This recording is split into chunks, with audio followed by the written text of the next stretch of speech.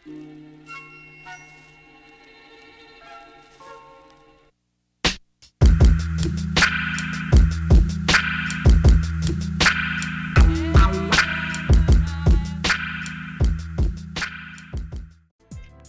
Shiv, an interesting thing happened a few days ago. The Dreamforce registration opened up. So Yeah. I have a good story. I've been, I set all my chatter notifications, everything, because we have our MVP codes, and as soon as registration opens, I want to make sure I get a good hotel, right? Because I know it happened to me a few years where I was in like client meetings, Dreamforce opened up, and by the time my meeting was over, it was I was like 2.5 miles out, so so. I just happened, actually was in Philly, and I happened to be in a hotel, and I was working on something, so it was perfect timing. It was probably like 9:30 at night, and shout out to Ohad. Ohad, posted something in Slack that said registration's open, so I jumped on as quickly as I can. I was like, typing as quick as I can, and yeah, I got the, my dream came true. I got the Marriott Marquis. I haven't gotten the Marriott for a few years, so. Yeah. Marriott sells out really quickly. Yeah. So I don't know how. I think it's pretty random because I think they release blocks of rooms, and I think it's really like it's kind of like you're rolling the dice, and if you get on there at the right time, even if you don't get on there immediately, maybe like a week from now, people cancel hotels, people do things, so you have a chance. But yeah, I was pretty happy. So. I got my hotel, and I think that kind of segues us into what we want to talk about on this episode, which is your top 5 Dreamforce tips. Absolutely. With the Dreamforce registrations open, there are a lot of people who I think are first timers to Dreamforce, or maybe there's more efficient way of doing things. So these are our 5 tips that we've probably always kept close to our heart, making sure some of these might sound very logical, but sometimes we just forget. And we thought let's share our stories with some of these, as well as as you mentioned with the hotels. I'll give you a crazy story that happened to me a couple of times. Booking the right hotel within the right place really matters. So I think this was like one of my first Dreamforces. I think it was second. I booked a hotel in Tenderloin because all the hotels were sold out, and some of them were really expensive. And I was like, okay, yeah, there's this hotel which is 2 or 3 star on Booking.com. Doesn't seem bad. It's in the Tenderloin, which I never knew anything about it at that time. And I was like, okay, let me go ahead and book it. I get to the hotel, like my cab was just pulling up at the hotel, and right in front of the hotel, there was a mugging going on. And this was like 3 in the morning or something. And my cab driver was like, hey buddy, if you really value your life, you probably should not stay in this side of town. And luckily, which has never happened to me afterwards, I got the W Hotel. And Sharif, I think you know this, I got the W Hotel for I think $200 a night, a day before Dreamforce, right? So that was rolling the dice. I don't know what happened there. I don't understand how you got that, but it happened. And I know it because I was there. Dropping off my bag between sessions. Like, shit, can I put my bag in your room? We had the direct view of Dreamforce right from the window. It's crazy. Beat that. Yeah, and this year too, like we, some of the hotels are crazy expensive. I think it's like $450 plus taxes a night, especially during the first time. We went ahead and booked an Airbnb. I think the same one that we booked last year. That's one of the tips. Like if you are looking at coming to Dreamforce, or you have a chance to come to Dreamforce, even before everything gets finalized, book a hotel. You might lose some money on cancellation if you cannot make it during that time, but it is way more cheaper if you book it right now compared to, I don't know, even weeks ahead, right? So makes sense. Like if you're new, if your budget's low, try to find a hostel or an Airbnb, or maybe there are a lot of homes and hotels available in Oakland side. So that's what I would recommend to look at. What do you think, Sharif? Yeah, definitely. I think that's especially the way you did it last year. You rented a car, found a good, I won't tell anybody your secret parking space, but you found a good parking. I already locked it down this year too.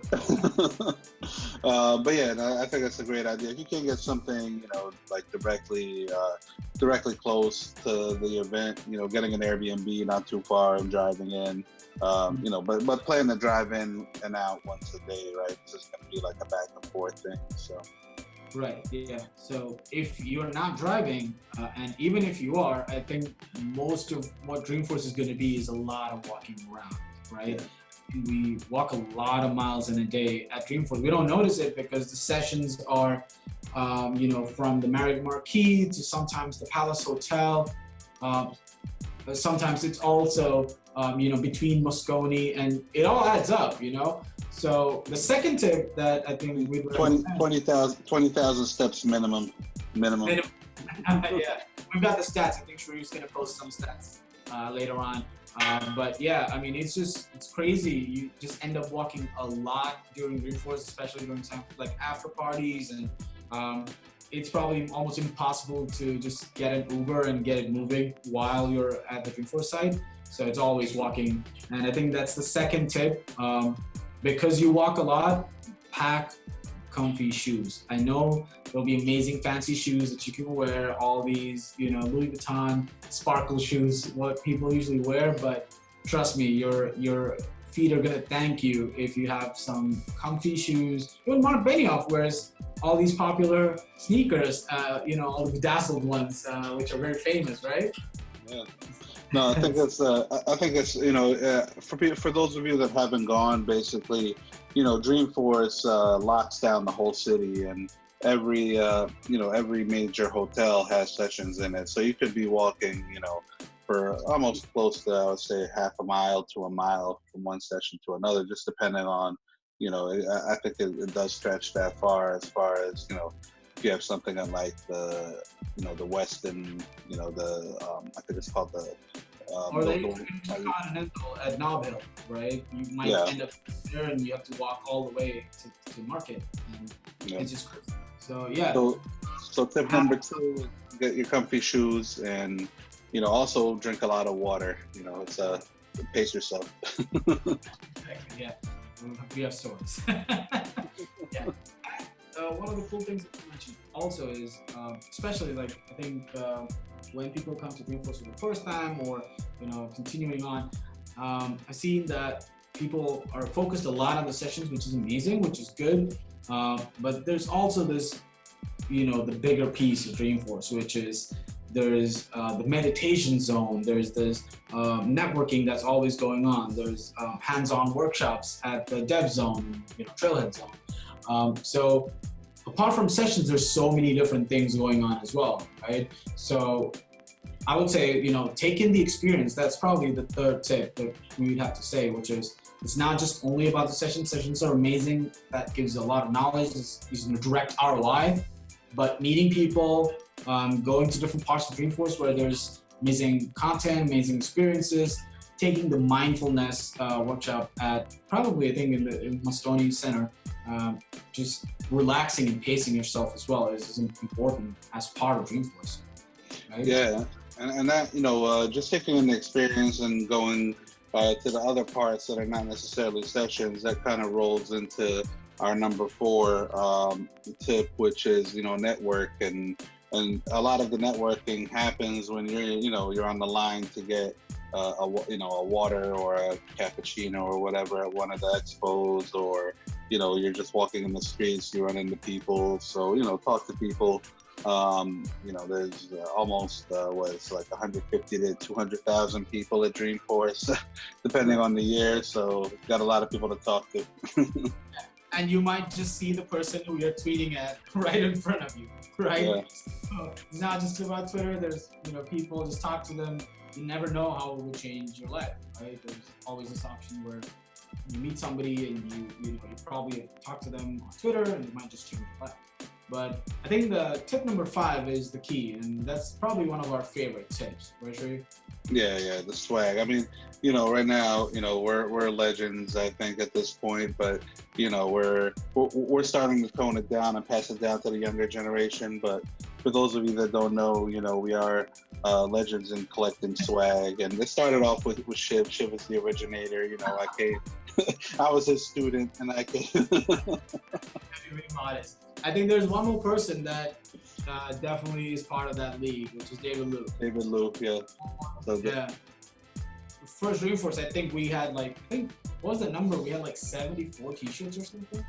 Yeah, I think so. We had David Liu on one of the first Yap Exchange episodes, and it was called 52 Shirts, right? Because he got 52 shirts. But I think you came, and that was that set the bar for that year. And I think you came the next year, and you, I think you had something crazy. I don't know, 60, 70 shirts. So I remember that year. That was probably the year that I went out on high. I actually planned it. I brought an empty suitcase, the big one. I flew in with an empty suitcase because I knew I'm going to collect swag. So if you want to listen to the tips and tricks on how to collect swag, go back to the old Yap Exchange. There. I think I collected 72 T-shirts, 4 drones, some amazing glasses from Domo. I think at that point in time, I don't remember. A Blue Yeti mic, which is something I still use for this podcast. So yeah, that probably paid out for my entire ticket.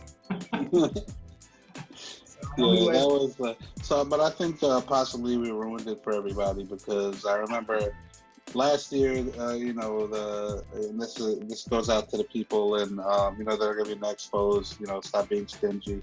Put the hoodies out there, put the shirts out there. We still might buy your product. It's not all about the swag. But last year there was some cool stuff, right? The custom made Astro, our picture on a cookie, the Salesforce stuff. Oh yeah, the Salesforce swag is that's always on point. But I'm talking about the Expo swag. Last year people were hiding hoodies under the table. We've seen you. Don't hide the hoodies. You know the drill. we know where you're keeping it. I know sometimes you have to sit through the meetings and but yeah, stop being stingy. Yeah, those are the 5 tips for Dreamforce. So see you all there. Let us know. Hit us up if you are going to Dreamforce this year. Would love to know. Thanks, Sharif. Thanks, Sharif.